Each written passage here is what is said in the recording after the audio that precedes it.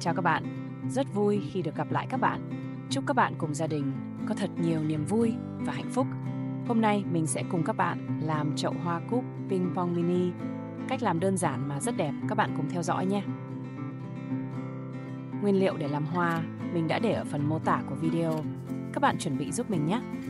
Để làm hoa, các bạn dùng 7 sợi kẽm màu tùy chọn, cắt thành 3 đoạn, mỗi đoạn 10 cm.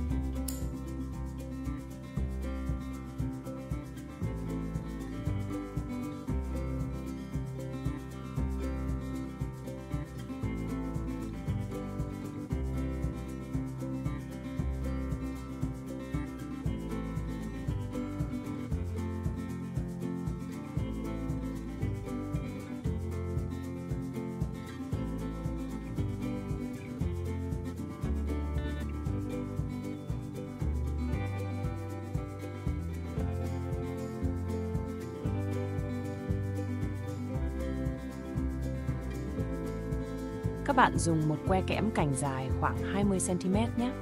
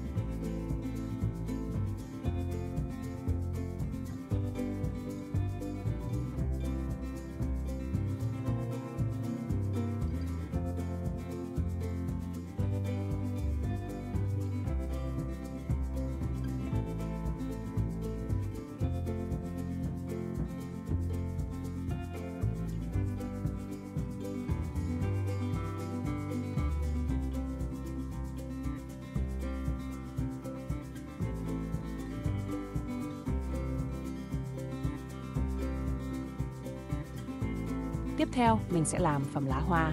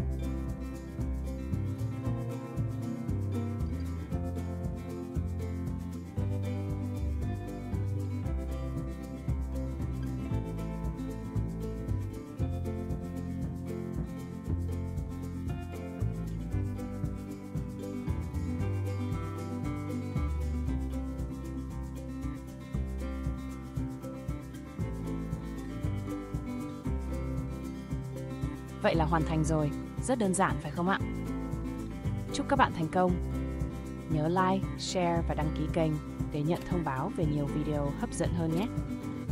Xin chào, hẹn gặp lại!